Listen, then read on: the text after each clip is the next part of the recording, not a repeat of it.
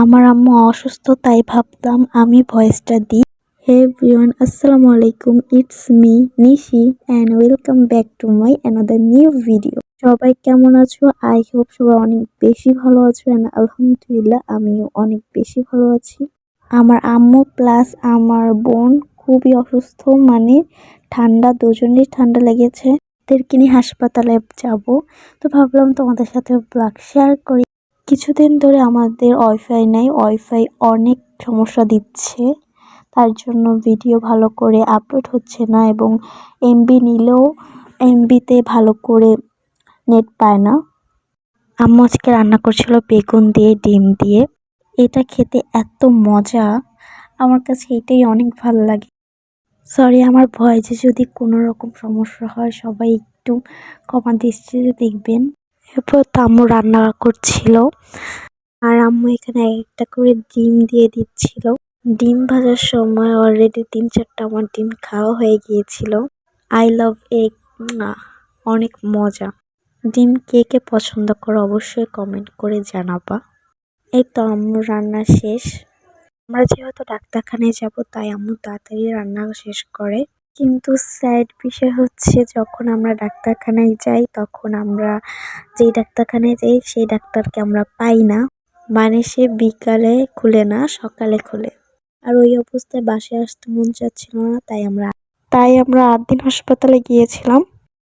কারণ একে তো বাবুর অনেক ঠান্ডা লেগেছে, তারপর আম্মুর ঠান্ডা লেগেছে, তাই আমরা 8 দিনে যাই। লাকিলি আমরা ডাক্তারকে পেয়ে যাই।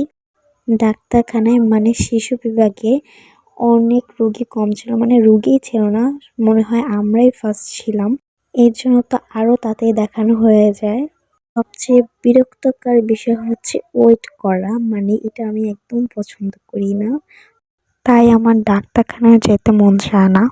এই তো আম্মুর রান্না শেষ। দাদা তো সারাক্ষণ বাড়ি ঝাড়ু দিতেই থাকে, আসলে এটা তার স্বপ্নের বাড়ি, তাই সারাক্ষণ ঝাড়ু দিতেই থাকে। তো একপাশে আম্মু ঝাড়ু দিচ্ছে, একপাশে দাদু ঝাড়ু দিচ্ছে, তো দুজনেই ঝাড়ু দিচ্ছে। দাদা যেহেতু সকালবেলা উঠেই ঘর ঝাড়ু দিয়েছে তার জন্য অত একটা ময়লা নেই। আম্মুর ঝাড়ু দেওয়া শেষ দেন আমরা রেডি হয়ে বের হয়ে যাই। ফার্স্টে আমরা গিয়েছিলাম খালিশপুরে, কিন্তু সেই ডাক্তার তো ছিল না।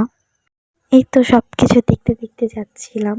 কার কার এমন হয় অটো থেকে নামার পর আর হাঁটতে মন চায় না? আমার তো হাঁটতে মন চায় না অটো থেকে নামার পর, মানে অটো থেকে নামার পর হাঁটতে যেন অনেক কষ্ট হয়।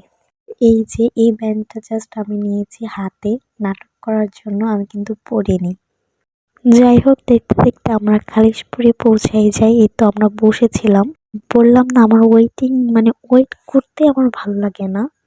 কি করার, আমরা 1 ঘন্টা যাবত আমরা ওখানে বসেছিলাম।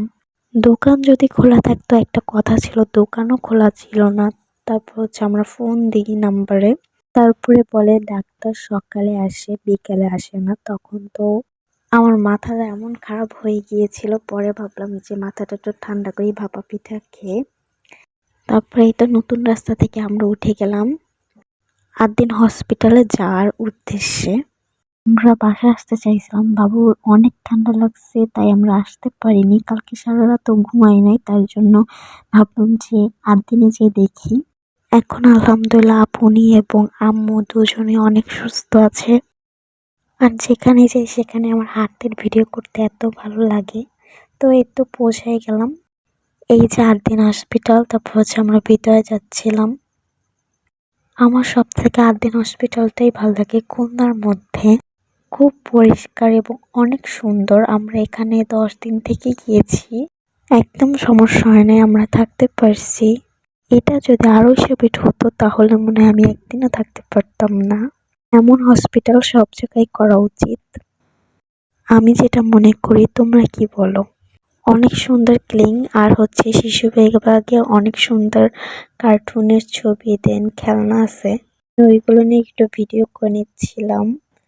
তারপরে তো ডাক্তার দেখানো শেষ, আমরা বের হয়ে চলে আসছি। আর এই বিশাল বড়, এটা কি কোম্পানি হবে না বাড়ি হবে আই ডোন্ট নো, অনেক বড় এটা। আমি বলছিল এটার দিক তাকালে আমার মাথা ঘুরিয়ে পড়ে যায়। তারপর আমরা তো ওষুধ কিনতে যাই বাবুর জন্য।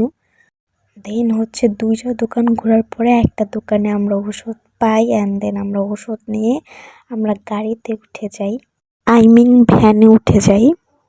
ওকে, আজকের মতন এইটুকু ভিডিও। সবার সাথে নতুন কোনো ভিডিওতে দেখা হবে। আল্লাহ হাফেজ।